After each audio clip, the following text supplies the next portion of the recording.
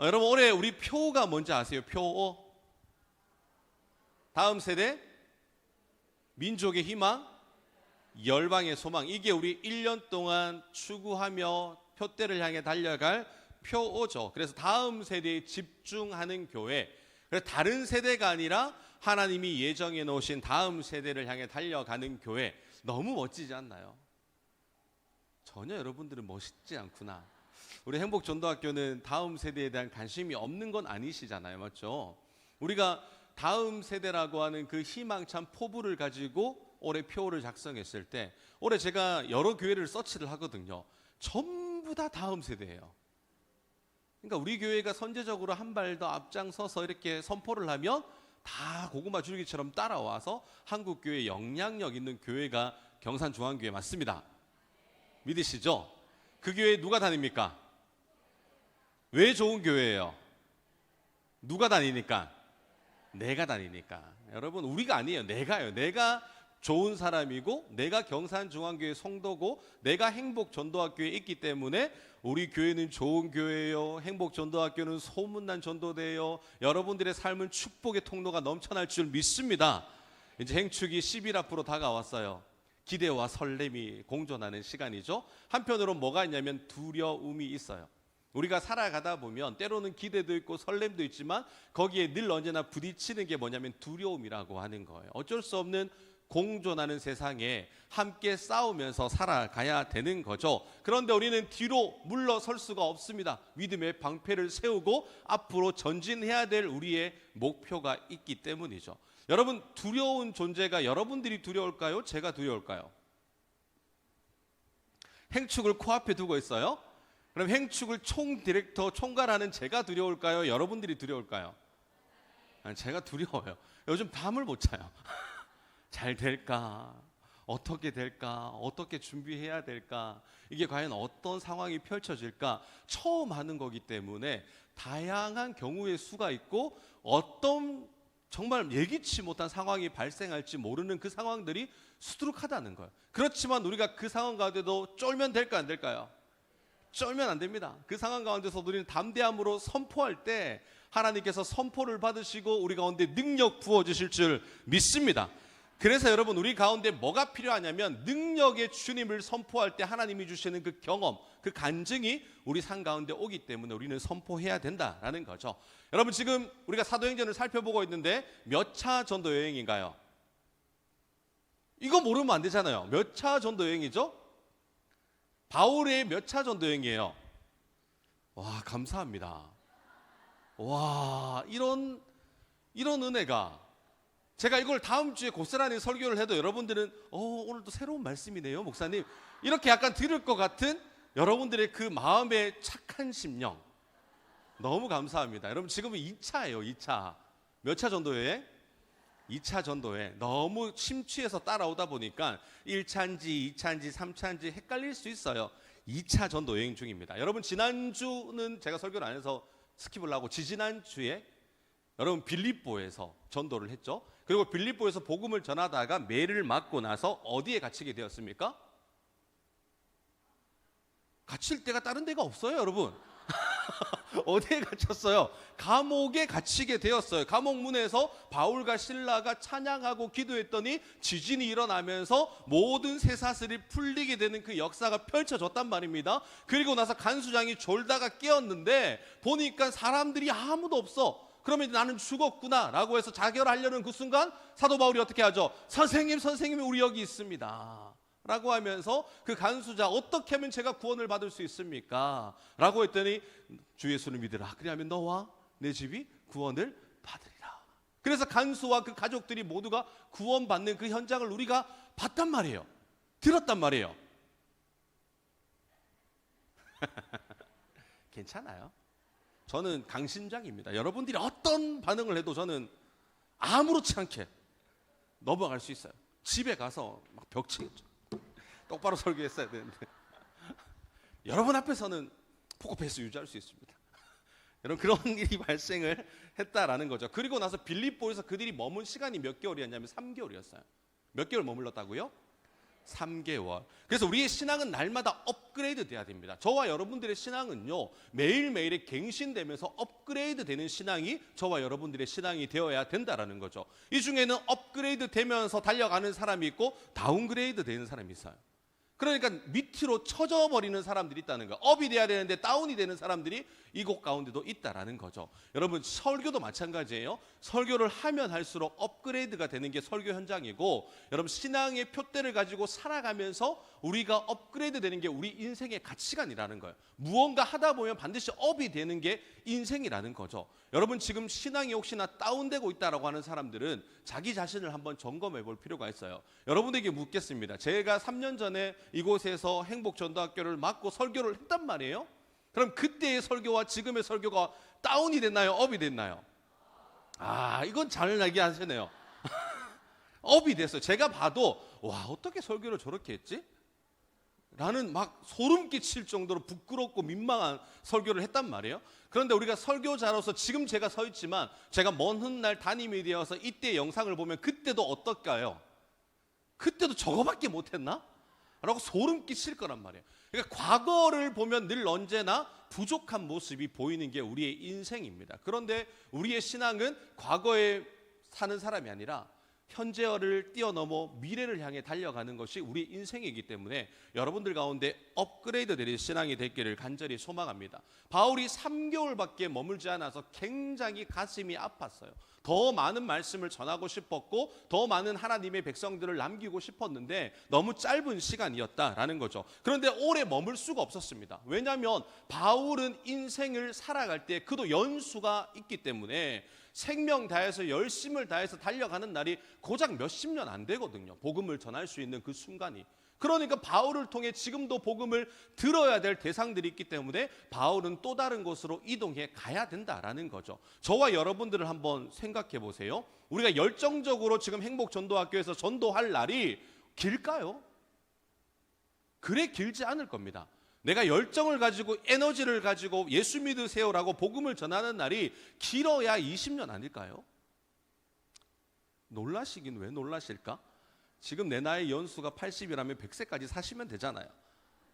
이제 50대 60대 청춘들이요, 우리 권사님들이 80대 지난번 20몇 분에 오셨잖아요 여기. 그러니까 여러분들은 그때까지 어디를 떠나면 안 되는 거예요. 이 자리를 떠나면 안 돼요. 이 자리를 떠날 수 있는 방법은 주님이 부르시는 날입니다. 그런 사명감을 가지고 여러분들이 이곳을 굳건하게 지켜야 우리 경산중앙교회가 더욱더 하나님의 나라를 확정하면서 여러분들을 통해 하나님의 열방이 펼쳐질 줄 믿습니다. 그러니까 제가 요즘 하는 기도가 뭐냐면, 하나님, 오해하지 마세요. 지난번에 제가 조인식 목사님 얘기를 했더니 저 사람보다 내가 더 임직을 빨리 받을 수 있다는 얘기를 했어요, 설교 중에. 그랬더니 많은 사람들이 저한테 찾아와서 하는 말이 뭐냐면, 목사님 어디 가세요? 라는 말을 하시더라고요. 가고 싶어요. 아직 하나님의 때가 돼서 못 가는 거죠. 근데 요즘에 들어서 제가 나이가 있고 아이들이 커가면서 그런 임지적으로 생각도 하고 기도도 하고 있습니다. 그런데 하나님께서 나를 사용하시는 날이 얼마나 되겠냐는 거예요. 왜 그런 생각을 해보니까 내 나이에 60세까지 아무리 말씀을 파랑파랑하게 전해도 20년밖에 안 되는 거예요. 십자가를 위해서 내가 헌신하고 목숨 바쳐 일할 수 있는 시간이 20년밖에 안 되더라는 거예요. 그러니까 우리 연수로 따지면 굉장히 짧은 거리다라는 거죠. 그래서 우리가 지금 오늘 하루를 충실하면서 최선을 다해 하나님 앞에 쓰임받아야 될 목표를 가지고 살아가야 될 존재다라는 거죠. 그래서 여러분들 그 아쉬움이 있지만 여러분들이 최선을 다할 때 하나님께서 여러분들을 통해 열매 맺게 하실 줄 믿습니다. 바울이 빌립보를 떠날 때요, 아쉬움이 남겨졌지만 그냥 떠나진 않아요. 바울은 그곳에 누구를 남겨두냐면 누가를 남겨둡니다. 누구를요?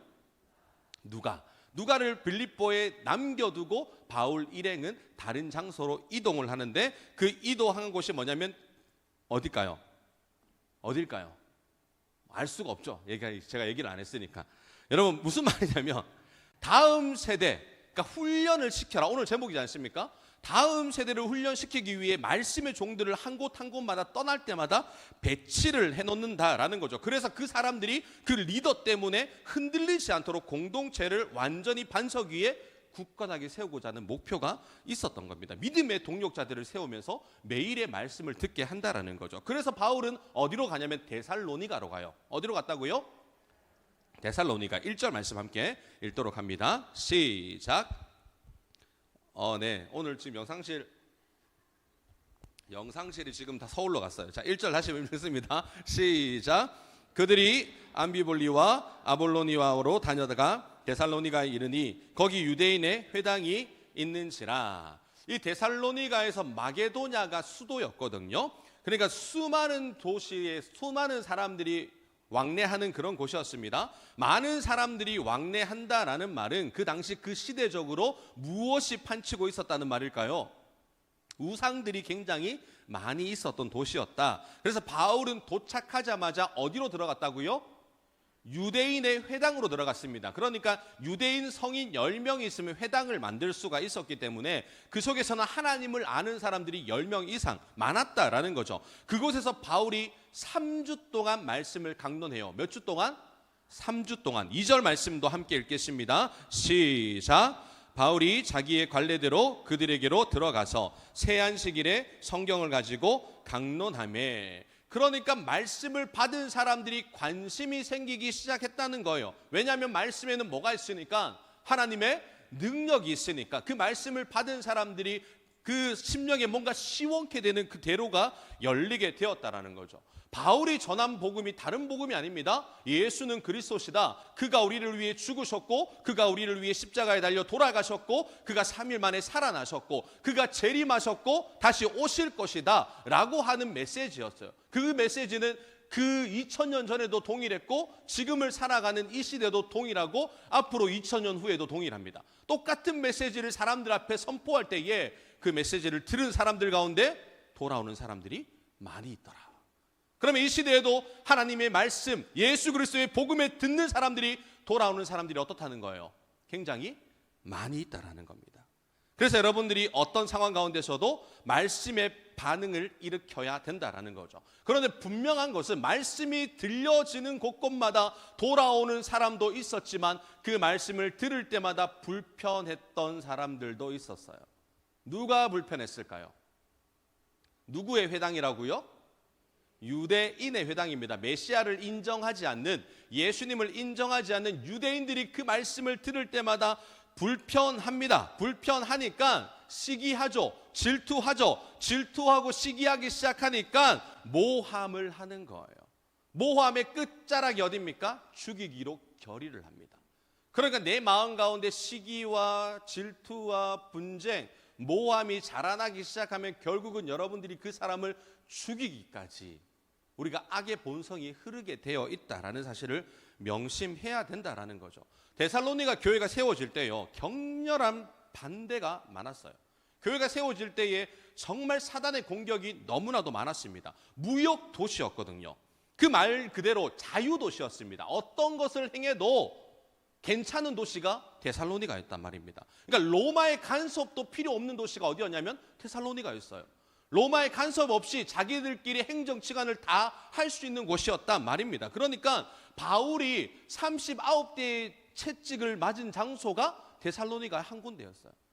이 유대인들은요, 유대인 안에서, 이 회당 안에서 죄를 지은 사람을 스스로 유대인끼리 판결하고 결의하고 채찍질을 할 수 있는 곳이 데살로니가 지역이었다는 거예요. 누구의 허락도 없이. 그래서 바울을 그렇게 무자비하게 공격을 하고 때리기로 했다라는 거죠. 바울과 실라는 자신들이 복음을 전하면서 루스드라에서 돌을 맞았지 않습니까? 죽었단 말이에요. 그럴 때 살아났습니다. 그리고 나서 빌립보에서 채찍을 맞고 감옥에 들어갔단 말입니다. 이런 이야기들도 데살로니가 성도들에게 계속적으로 이야기를 해줬어요. 그리고 바울은 자신이 어떤 사람이었냐, 내가 예수 믿는 사람을 무자비하게 잡아서 채찍질하고 때렸던 그런 사람이었는데 내가 다메섹 도상에서 예수님을 만남으로 말미암아 회심한 사람이다 라는 것까지도 데살로니가 성도들에게 다 이야기를 해줬어요. 바울이 믿음이 처음 생기는 사람들에게 믿음을 가지면 이런 고통과 고난이 너희에게 임할 것이라는 것을 선포해 준 겁니다. 여러분, 믿기 시작하면요, 여러분들에게 축복의 탄탄대로가 열리는 것이 아니라 고난의 좁은 길로 가야 된다고 얘기하면 믿는 사람이 많아질까요? 적어질까요? 적어지겠죠. 그런데 데살로니가 성도들에게는 그렇게 믿음을 당하면 당할수록 너희가 고난을 당할 거야 이야기하는데 데살로니가 성도들이 좀 이상해요. 그걸 좋아해요. 그러니까 고난 당함을 좋아해요. 뭐? 고난 당한다고? 주님을 위해 고난 당하는 거야? 빨리 고난 당하고 싶어. 약간 이런 분위기예요. 약간 누구와 같냐면 여러분들과 같아요. 고난 당하기를 즐겨하는, 예수님을 위해서 내가 핍박을 당한다면 내가 무엇이든지 핍박을 당하겠노라 라고 여러분들이 십자가 앞에 손가락을 내놓을 수 있는, 제가 너무 과대평가를 했나? 그러니까 믿음이 처음 들어온 데살로니가 성도들은 그만큼 열정이, 열의가 있었다는 거예요. 빨리 고난을 당하고 싶다라고 하는 그 마음을 가진 사람들, 그 고난 당함이 내게 유익이라는 것을 인정했던 도시가 데살로니가 성도들이었다는 거예요. 그러니까 예수님을 믿은 이 믿음이 때로는 우리 인생 가운데 고난으로 찾아올 때가 많습니다. 어떤 예수를 믿었기 때문에 고난을 길을 가겠노라고 우리가 이야기를 하지만, 사실 우리가 걸어가는 길이 좁은 길이잖아요. 좁은 문이잖아요. 그 길로 통과하는 것 자체가 굉장히 어렵습니다. 그 어려운 길을 내가 가겠노라고 하면 당연히 좁은 곳을 살아가야 되기 때문에 우리 가운데는 눌린 인생을 살아갈 수밖에 없다라는 거예요. 우리가 그 눌린 인생을 마지막 그 터널의 끝자락까지 가야지만 넓디 넓은 길로 천국 문으로 우리가 입성하게 되는 그 역사가 펼쳐지기 때문에 저와 여러분들은 고난 당하기를 뭐 해야 되는 존재라는 거예요. 즐기셔야 돼요. 피할 수 없거든요. 근데 싫어. 이 고난이 그만 왔으면 좋겠어. 그것이 우리의 심정이죠. 근데 이 데살로니가 성도들은 그런 고난까지도 우리가 감당할 수 있겠다라고 하는 처음 신앙부터 믿음이 그렇게 굳건하게 들어갔다라는 거예요. 기쁨과 열정이 가득한 교회가 데살로니가 성도들이었습니다. 이 복음의 소식을 듣고 나서 사람들이, 이 유대인들이 이 바울 일행을 또 어떻게 해코지하려고 하는 그 소식을 야손이라고 하는, 복음을 듣고 회심했던 그 인물이 들었어요. 그가 예수님을 영접하고 나서 바울 일행에게 급하게 그 소식을 듣고 뭐라고 말하냐, 우리 5절 말씀 함께 읽도록 하겠습니다. 5절입니다. 시작. 때리고 때를 지어 성을 소동하게 하여 야손의 집에 침입하여 그들을 백성에게 끌어내려고 찾았으나, 유대인들의 시기가 이제는 뭘까지 샀다는 거예요? 용병까지 샀어요. 용병까지. 어떻게 해서든 저들을 잡아 죽이겠다고 불량배들을 사가지고 때를 지어서 야손의 집으로 쳐들어온 겁니다. 그러니까 바울 일행을 잡아서 죽이겠다는 거예요. 여러분, 악이 이렇습니다. 악이라고 하는 세력은 멈출 줄 모르는 거예요. 유대인들이 작당하는 이 모습을 누가 봤냐면 아리스다고가 봤습니다. 아리스다고.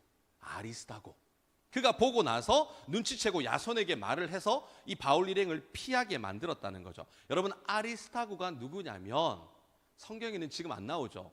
아리스다고가 이방인 8인의 한 명이에요. 제가 전도 여행을 시작하면서 바울의 제자 8명이 있다고 했거든요. 그 8명을 찾아가는 시간이 지금이에요.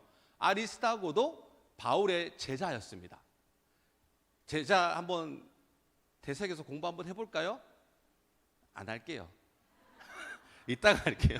일단 제가 적어놨습니다. 그래서 그 아리스다고가 야손에게 전해서 바울이 뭐라고 말했냐가 중요한데, 우리 6절 말씀 함께 보도록 하겠습니다. 6절 말씀 시작. 발견하지 못하며 야손과 몇 형제들을 끌고 읍장들 앞에 가서 소리 질러 이르되, 천하를 어지럽게 하던 사람들이 여기도 이르매 떼거지로 불량배들을 다 데리고 와서 집을 다 부수고 바울 나와, 일행들 나와라고 했는데 찾았다 못 찾았다? 못 찾았다는 거예요. 이미 바울 일행을 다른 곳으로 보냈다라는 거예요. 숨겼다라는 거예요. 그런데 이 사람들을 뭐라고 얘기하냐는 거예요. 바울 일행을 천하를 어지럽게 하던 사람들이라고 표현을 하고 있다는 거예요. 그러니까 빌립보에서도 이 사람들은 어쩌면 빌립보에서부터 따라왔던 사람들입니다. 아니요, 더 넓게 보면요, 1차 전도 여행 때부터 유대인들이 따라와서 가는 곳곳마다 따라다니면서 소란과 분란을 일으켰다라는 거예요. 그들이 포기를 안 해요. 복음이 전해지는 곳에 바울 일행을 비방하고 예수 그리스도를 못 믿게 만들려고 하는 그들의 열심 또한 강력했다라는 거죠. 그래서 사람들, 성도들이 복음을 듣는 사람들에게 혼선을 줍니다. 예수를 정말 믿어야 되는 건지, 예수를 믿으면 그게 불법인지, 사람들이 헷갈릴 수밖에 없는 그런 상황을 몰고 가는 거예요. 여러분, 우리가 복음을 전하는 것이 평탄하다는 겁니까? 평탄하지 않다는 거예요. 결코 평탄하지 않습니다. 복음을 전하는 데는 반드시 뭐가 있냐면 방해 세력이 있다는 거예요. 그 방해 세력을 여러분 두려워하지 마시기를 간절히 소망합니다. 교회가 세워지는 초대 교회도 있었다면 지금도 당연히 있는 거예요. 지금도 여러분들이 복음을 전할 때 방해 세력이 있습니까? 없습니까? 있어요. 수많은 고격이 있다는 거예요. 수많은 이단들이 있다는 거예요. 그럼에도 불구하고 우리가 참 진리이신 예수 그리스도를 선포할 필요가 있다는 거죠. 그때마다 하나님께서 우리에게 능력을 부어주셔서 우리 가운데 평탄하지 않지만 그 길 가운데 평탄한 길로 너희와 함께 하시는 임마누엘의 역사가 저와 여러분 삶 가운데 임할 줄 믿습니다. 그래서 우리가 방해 세력이 존재한다고 해서 우리가 주눅들 필요가 없다는 거예요.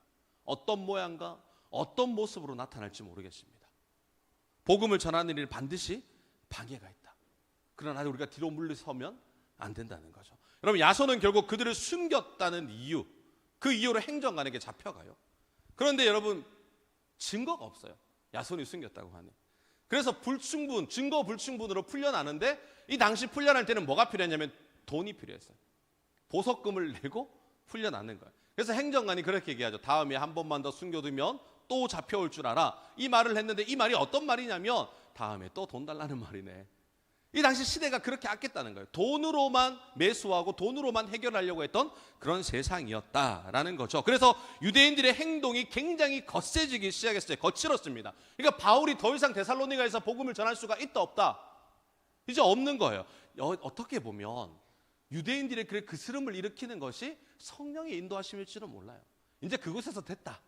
그 정도 했으면 됐다. 이제 다른 곳으로 가서 복음을 전해라 라고 하는 사인일지는 모르겠습니다. 우리 10절 말씀 함께 읽도록 하겠습니다. 10절입니다. 시작. 밤에 형제들이 곧 바울과 실라를 베레아로 보내니 그들이 이르되 유대인의 회당에 들어가니라. 자, 이제 바울은 데살로니가에서 장소를 옮겼어요. 어디로요?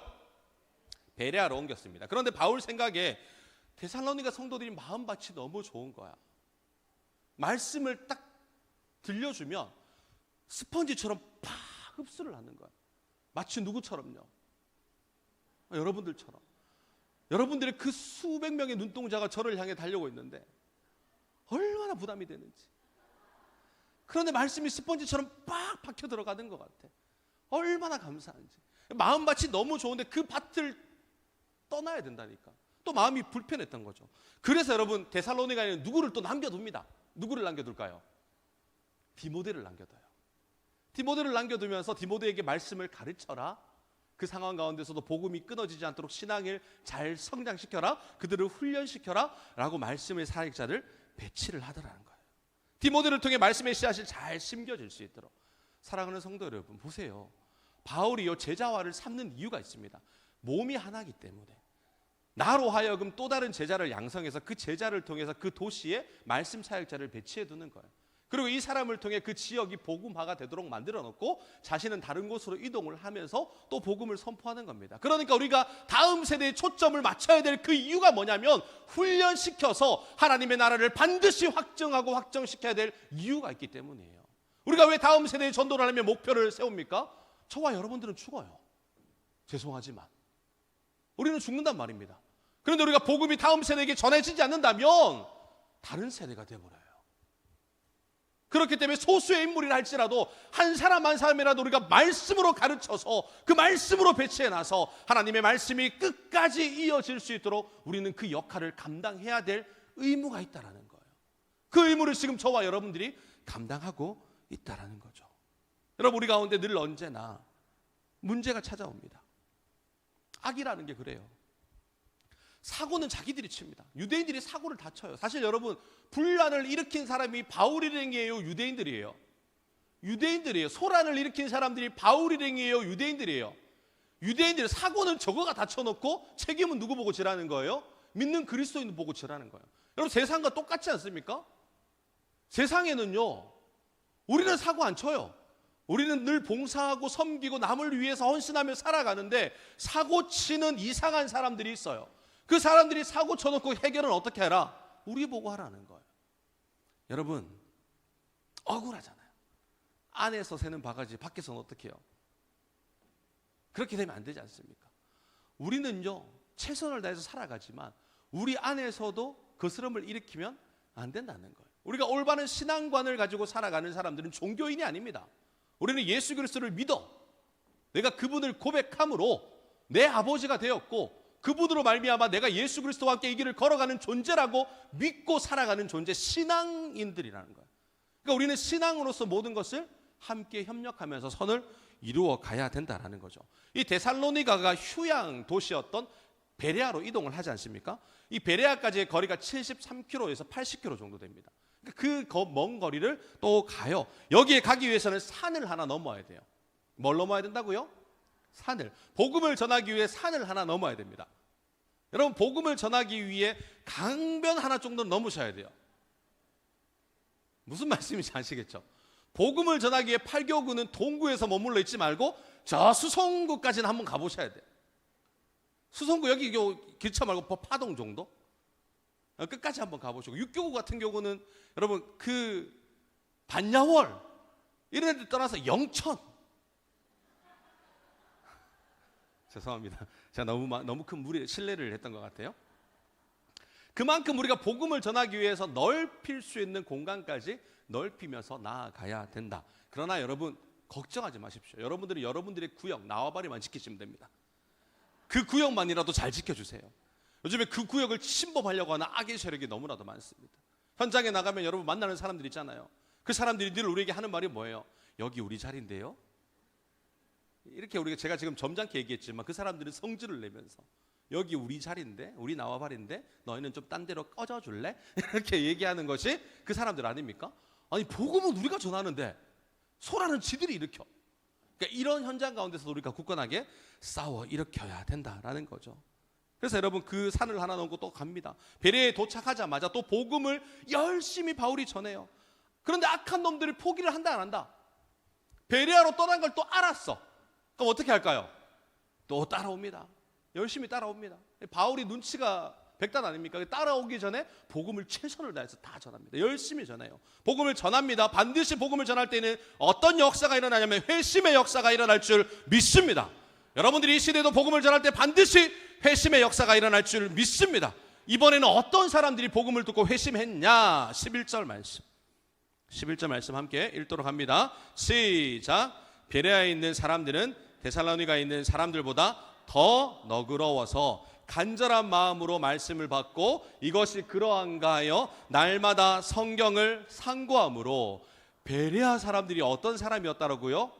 열정은 없지만 너그러운 사람들이었다는 거예요. 너그러운 사람들이어서 말씀이 딱 들어갈 때마다 그들은 뭘 했냐면 말씀을 매일매일 묵상하며 배우기를 힘썼다, 상고했다, 그렇게 이야기를 했다라는 거예요. 배우는 데만 그치지 않고 배우고 말씀대로 살아내려고 노력했던 자들이 베레아 성도들이었다는 거예요. 마치 누구처럼요? 왜 나라고 얘기를 못해요? 데살로니가 얘기하면 데살로니가 성도들이 여러분들인 거고, 베레아 성도들이 또 그러면 베레아 성도들이 또 우린 거예요. 우리는 그렇게 여러 가지 모양을 가지고 살아가는 신앙인들 맞습니다. 여러분들은 그렇게 되어질 줄 믿습니다. 날마다 말씀을 상고하잖아요. 말씀 아침마다 틀잖아요. 드라마 바이블. 가장 첫 번째 시간이 말씀이잖아요. 묵상을 하잖아요. 카톡방에 아멘. 여러분 올리지 않습니까? 그게 우리가 말씀대로 살아내고 있다는 거예요. 그것이 베레아 성도들과 경산중앙교 성도들이 동일된 모습이었다. 말씀을 들은 자들에게 무엇이 일어나냐? 제가 뭐가 생긴다고 했죠? 방해하는 사람들이 생깁니다. 우리 13절 말씀 함께 읽습니다. 시작. 데살로니가에 있는 유대인들은 바울이 하나님의 말씀을 베레아에서도 전하는 줄을 알고 거기도 가서 무리를 움직여 소동하게 하거늘. 그러니까 지금 데살로니가 73km 떨어져 있던 이 인간들도 베레아로 떠났다는 사실을 어떻게든 들었어요. 그러니까 어떻게 해요? 또 나도 가자, 빨리 가자. 저것들 예수 못 전하게 해야 된다. 빨리 가자. 그러니까 여러분 악은 포기하지 않아요. 여러분들이 주님 나라 가는 날까지 악한 세력과 싸워야 됩니다. 그게 공존하기 때문에 그렇고, 그게 살아계신 하나님을 믿는 백성이기 때문에 그래요. 악도 포기하지 못해요. 왜? 복음을 안 전하면 우리가 마귀 새끼들이거든. 저 세상 사람들은 마귀 새끼, 마귀 자녀로 살아가는데, 마귀 자녀로 살아가는 것을 하나님의 자녀로 옮기려고 하니까 악한 세력들이 가만히 있겠냐는 거예요. 냅두면 가만둡니다. 아무런 일이 발생하지 않아요. 여러분 전도 안 해보십시오. 아무런 어려움이 안 와요. 농담 같죠? 오늘부터 전도 안 해보십시오. 행축에 아무런 일도 안 일어나는 상황 생깁니다. 그냥 저만 끌려가겠죠. 아무런 일이 안 생겨요. 우리가 복음을 안 전하면요, 아무런 일이 안 생긴다니까요. 그런데 내가 복음을 전하겠노라고 마음 먹는 그 순간부터 우리 가운데 시험과 환난과 핍박이 오는 거예요. 내가 기도하기로 마음 먹은 그 순간부터, 내가 말씀을 읽기로 마음 먹은 순간부터 악의 세력이 발동하기 시작한다. 그래서 헤어졌던 디모데가 빨리 말씀을 정리하고 다시 합류합니다. 여기서 디모데가 합류를 해요. 그런데 누가 또 따라왔다고 했죠? 데살로니가에 있던 유대인들이 따라왔어요. 그들의 말을 통해서 베레아 성도들을 흔들려고 하는데, 여러분, 베레아 성도들은 안 흔들려요. 여기서 우리가 관심 있게 가져야 돼요. 베레아 성도들은 유대인들이 그렇게 얘기해도 흔들리지 않습니다. 왠지 아십니까? 그들이 매일매일 말씀을 뭐 했다고요? 상고했다고요. 배웠다고요. 말씀 위에 굳건하게 채워졌다고요. 말씀이 들어간 사람은 어떠한 세력의 공격에도 굳건하게 이겨낼 줄 믿습니다. 여러분 심령 가운데 예수 그리스도가 하나님의 아들이심을 내가 믿고 신뢰하고 의지한다면 어떤 사단의 공격 가운데서도 우리를 이길 줄 믿습니다. 어떤 시험이 와도 우리는 넘어지지 않을 수 있다는 거예요. 왜? 말씀이 내 속에 들어와 있으니까. 말씀이 채워진 사람은 어떠한 공격도 해가 되지 않다. 여러분들이 좁은 길을 걸어가도 여러분들이 해를 당하지 않는 그 이유가 뭡니까? 말씀이 내 속에 들어와 있기 때문에. 그래서 우리가 하나님의 말씀만이 우리의 유일한 소망이야. 여러분들이 하나님의 말씀이 채워지는 그 순간 내 모든 것이 채워진다는 거예요. 환경은 변하지 않습니다. 상황은 다르지 않아요. 그런데 말씀이 들어오니까 그 상황을 보는 해석하는 내가 달라지는 거예요. 공격은 있다니까요. 그렇기 때문에 여러분들이 이 목요일마다 시간을 내어서 말씀을 듣고 현장에 나가서 수고로이 하나님의 일을 감당하게 되는 거죠. 근데 이 가운데도 그런 분들이 있을 거예요. 목사님, 우리 말씀 다 믿어요. 말씀 다 듣고요, 믿어요. 믿으니까 이곳에 앉아있죠. 여러분들 정말 하나님 말씀 믿는 사람 맞습니다. 근데 믿는 자들은요, 말씀대로 살아내야 될 의무가 있다는 거예요. 믿기만 하면 안 된다는 거예요. 살아낼 때 효력이 발생합니다. 여러분, 운전면허증이, 제가 어제 아내랑 차를 타고 오는데 저희 아내가 그렇게 얘기하는 거예요. 면허증 갱신할 때가 됐어 라고 이야기를 하는 거예요. 그래서 어떻게 해야 돼? 이거 안 하면 안 돼? 라고 하길래 하지 마 라고 얘기했어요. 제가 왜 하지 말라고 했을까요? 면허증이 있으나 마나 장롱 면허인데 20년 전에 땄는데 운전을 한 번도 안 했는데 무슨 면허증이 필요합니까? 면허 운전할 수 있는 자격은 있죠. 근데 한 번도 안 했어요. 그러면 그 자격증이 쓸모가 있다는 거 없다는 거예요? 뭐 효력은 나타나겠죠. 그런데 쓸모가 없어요. 백방 운전하는 순간 어떻게 될까요? 차가 찌부되어 있거나 전화가 와서 보험사와 연결되어 있거나 100%입니다. 그거는. 왜 그렇습니까? 사용을 안 하니까. 내가 예수를 믿는다라고 이야기는 하지만 내가 믿음이 내 속에 머물러 있다면 여러분 100% 문제가 생긴다는 거예요. 믿음은 내만 자기 이익만 챙기는 것이 믿음이 아니라 믿음이 내 속에 효력을 발휘하기 위해서는 삶으로 살아낼 때 그 역사가 현장을 통해 이루어진다라는 거예요. 우리가 성경을 읽어도 눈대중으로만 읽으면요 아무런 감흥이 없어요. 여러분들이 드라마 바이블을 그냥 듣기만 하죠. 아무런 역사도 일어나지 않습니다. 그 말씀을 듣고 묵상하면서 내가 이 한 절로 오늘 살아보리라 몸부림칠 때 역사가 일어나는 거죠. 읽는다고 해서 변화되진 않아요. 세상의 모든 책들을 수많은 사람들이 읽었어요. 내 머리 지식만 높아질 뿐이지 믿음이 자라진 않습니다. 그래서 여러분들이 읽고 순종하며 삶에 실천할 때 하나님의 역사가 여러분 가운데 펼쳐질 줄 믿습니다. 그래서 또 장소를 옮겨야 돼. 베레아에서 마음밭이 너무 좋은 것 아닙니까? 그런데 또 바울이 장소를 옮길 때 어떻게 할까요? 자, 이제 어떻게 할까요? 그곳에 또 누구를 심겨둘까요? 제자들을 심겨두겠죠? 그곳에 누구를 심겨두냐면 디모데와 실라를 다시 한 번 더 그곳에 베레아에 머물게 합니다. 그러니까 바울이 떠날 때 그냥 떠나지 않아요. 말씀의 사람들을 계속적으로 배치를 합니다.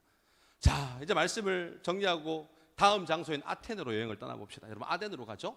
아테네. 여러분 들어보셨죠? 이 아테네가 어떤 곳입니까? 이 아테네가 철학자들이 만무하는 정말 철학의 도시 아닙니까? 정말 지적인 사람들이 다 모여있는 그 현장에 누가 지금 가는 거예요? 바울이 가는 거예요. 여러분, 데살로니가 도착할 때 한 명의 젊은 사람을 만납니다. 그를 제자화시켰다고 했죠. 아까 이름이 뭐였다고요? 아리스타고. 아리스타고를 이방인 8인 가운데 한 명을 세웁니다. 그런데 한 명 더 만나요. 누구냐면 세군도를 만납니다. 세군도. 그래서 6명의 이방인 제자를 바울이 지금 만났습니다. 첫 번째 제자가 누구였습니까? 디도죠. 디도를 만납니다. 그리고 여러분 두 번째 제자가 루스드라에서 디모데를 만나요. 디모데를 만나고 나서 더베에 가서 가이오를 만납니다. 그리고 데살로니가에 와서 아리스타고와 세군도를 만나요. 그럼 5명이지 않습니까? 그다음 베레아에서 또 한 명을 만나요. 베레아에서 누구냐면 소바더를 만납니다. 제가 여러분 생각할 때는 굳이 여러분들 외우지 않으셔도 될 것 같아요. 그냥 8명이었다라고 기억하시면 될 것 같아요. 숫자를 물어보면 8. 지금 몇 명까지 외웠다? 6명. 나머지 2명이 남았죠? 2명은 언제 나올까요? 기다려보세요. 저도 6명까지만 공부했습니다. 2명 더 나올 거예요. 한 20장 정도 되면 2명이 더 나옵니다. 그래서 8인의 제자를 찾아가는 것도 사도행전을 읽는 그 재미가 있다라는 거죠. 그래서 이 사람들이 나이가 대략 20세에서 25세 사이였어요. 젊은 사람들이었어요. 다음 세대들을 바울은 계속적으로 집중 공략해서 사람에게 복음을 가르치고 그곳에 배치하고 그곳에 믿음의 사람들이 흔들리지 않도록 했다라는 거죠. 그래서 여러분 다음 세대 우리는 그들을 훈련시켜야 될 의무가 있습니다. 자, 이제 아테네로 떠납니다. 아테네로 떠나는데 여러분 이 아테네는 굉장히 철학적인 도시였기 때문에 어떤 사람들이 많았다고요? 지식 수준이 굉장히 높은 사람들이 있었습니다. 그러니까 광장에 도착했는데 논쟁을 펼칠 수 있는 철학자들이 있었던 거예요. 그 가운데는 여러분 가장 스토아 학파가 있었고 이 에피크로스 학파라는 사람들이 있었는데 바울이 이들과 논쟁을 하기 시작하는 거예요. 그러니까 바울의 지적인 수준이 얼마나다는 거예요. 가히 상상 불가. 이들과 함께 변증학적으로 이야기를 하는데 한마디도 밀리지 않습니다. 이거 여러분 아무나 못해요. 이거 누구만 할 수 있다는 거예요. 바울만 할 수 있다는 거예요. 저는 할 수 있을까요? 못할까요? 역시 저는 절대 못합니다. 때려 죽여도 못해요. 누군가 저에게 물어본다면 죄송합니다. 이렇게 꼬리를 내리는 게 저의 모습인가? 저는 안 되는 거예요. 그런데 바울만 할 수 있는 거. 하나님은요, 바울이 할 수 있는 그 영역까지 하나님이 부르셔서 어떠한 사람을 만나도 변증하고 정말 복음으로 싸울 수 있는 사람으로 만들었다는 거예요. 우리 18절 말씀 함께 읽도록 하겠습니다. 18절입니다. 시작. 어떤 에피크로스와 스토아 철학자들도 바울과 쟁론할 새 어떤 사람들은 이르되 이 말쟁이가 무슨 말을 하고자 하느냐 하고 어떤 사람은 이르되 이방 신들을 전하는 사람인가 보다 하니 이는 바울이 예수와 부활을 전하기 때문이라. 여러분 이곳에는 누가 있었냐면 여러분 소크라테스 들어보셨습니까? 플라톤 들어보셨어요? 그들의 고향이었어요. 아테네가. 그 다음 제2의 고향으로 삼았던 아리스토텔레스 들어보셨죠? 여러분 에피크로스 들어보셨죠? 제논 뭐 이런 사람들이 제2의 공양으로 삼았던 것이 아테네였습니다. 그러니까 그 아테네에 수많은 철학자들이 있는데 수많은 우상들이 있었다는 거예요. 수많은 종교인들이 있었다는 거예요. 그러니까 이들이 하는 말이 뭐 하는 거예요? 이방신들을 전하는 사람인가 보다 라고 이야기를 하는 거죠. 말쟁이라고 얘기합니다. 그러니까 바울이 말을 얼마나 잘했다라는 거예요. 여러분 이런 칭찬 들으시기를 간절히 소망합니다.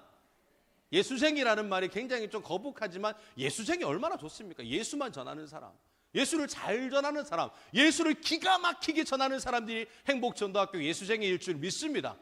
세상 사람들이 어떤 변증적으로 이야기해도 우리가 꿀리지 않아. 우리가 어떤 말이든 다 대답할 수 있어. 그런 사람이 될 때 하나님의 기쁨이 될 수 있다라는 거죠. 그러니까 바울은 인문학뿐만 아니라 철학, 신학 모든 걸 통달한 사람이었다. 저는 여러분들의 자녀가 우리가 늦었다면 우리의 자녀가 그렇게 될 줄 믿습니다. 자녀가 혹시나 늦었다면 우리의 손주들이 그렇게 될 줄 믿습니다. 그래서 여러분 그 사람들은 그냥 그렇게 얘기하는 그래 너 어떡하라고 어쩌라고 그래서 이방인들의 신을 전하는 너 우리가 어떻게 할까 이렇게 얘기하는 거예요. 그래서 여러분 아테네에서는 교회가 세워졌을까요? 안 세워졌을까요? 안 세워집니다. 교회가 세워졌다는 말이 없어요. 빨리 1개월 만에 떠납니다. 우리는 바울의 이런 모습을 본받아야 돼요. 말이 안 통하는 사람 있잖아요. 붙잡고 막 몇 년이고 붙어있지 마세요. 가감하게 포기할 줄 아는 것도 믿음입니다. 여러분 말도 안 되고 말도 안 통하는 이 죽일 놈의 내 눈에 흙이 들어가기 전에는 그렇게 얘기하는 사람 있잖아요. 내버려 두세요. 하나님이 하실 겁니다. 우리는 내버려 두고 기도만 할 뿐이죠. 하나님의 역사가 일어날 줄 믿습니다. 그렇게 여러분 섬기는 자. 그래서 28절 말씀에 보면 이렇게 얘기해요.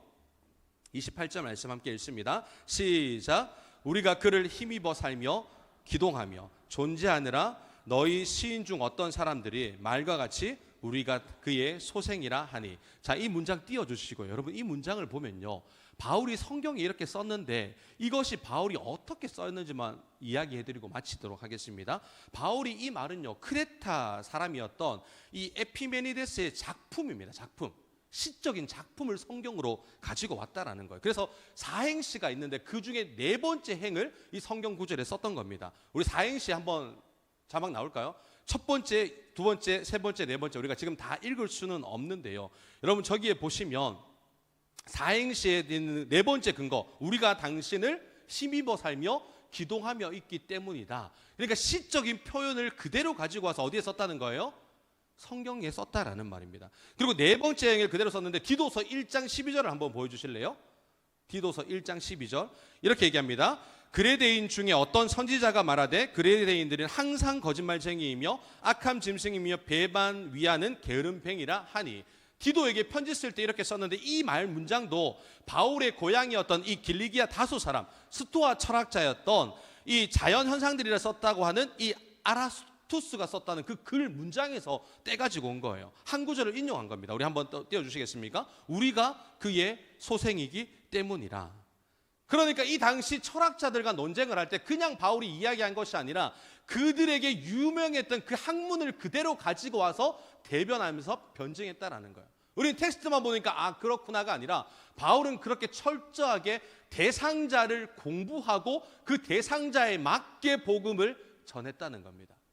그러니까 무작위한 전도가 아니었다는 거예요. 그만큼 철저하게 공부했다는 거예요.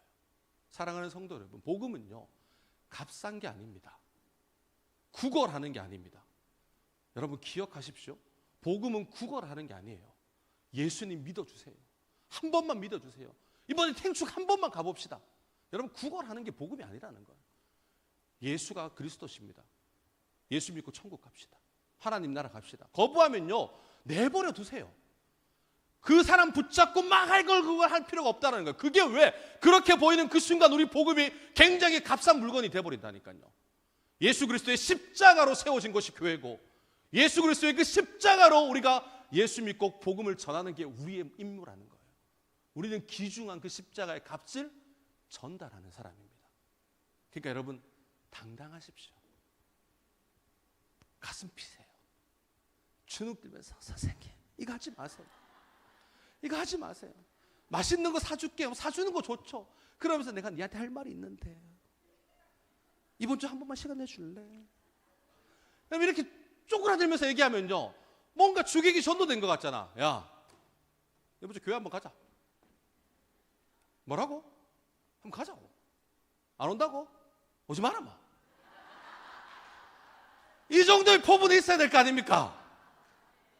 왜 맨날 주눅 들어 있어갖고 내가 뭔가 못 전할 걸 전하는 것처럼, 내가 뭔가 다단계가 된 것처럼, 이걸 안 팔면 내가 뭐 손해보는 것처럼 그럴 필요가 있냐는 거예요. 당당하십시오. 꼭 당당하셔서 복음을 듣는 자에게 듣게 만드시는 그 역사 펼쳐질 줄 믿습니다.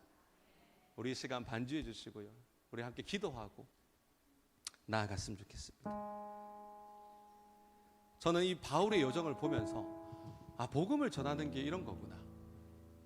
당당해야 됩니다, 여러분. 그만큼 준비도 필요하지만 믿는 그리스도인들이 당당해야 돼요. 내가 가진 게 없다고 주눅 들 필요가 없다는 겁니다. 여러분 당당하면요 세상에 가진 거 부럽지 않습니다. 내가 가진 예수가 최고이기 때문에. 여러분들은 예수를 가진 사람 맞습니다. 그래서 우리는 주눅 들 필요가 없어요. 그 시간 기도할 때 하나님 나의 태신자들 당당하게 복음을 전할 수 있게 도와주십시오. 내가 당당해야 그 사람들도 나의 모습을 보고 아 예수 믿는 사람들이 저렇게 당당하구나. 자기가 볼 때 내가 또 돈이 없어 보이고 내가 세상 속에 직위가 낮아 보이는데도 불구하고 저렇게 당당할 수 있구나. 그런 우리가 돼야 되지 않습니까? 그런 복음을 전할 수 있는 우리들 되게 도와달라고 함께 기도하며 나아가겠습니다. 기도합니다.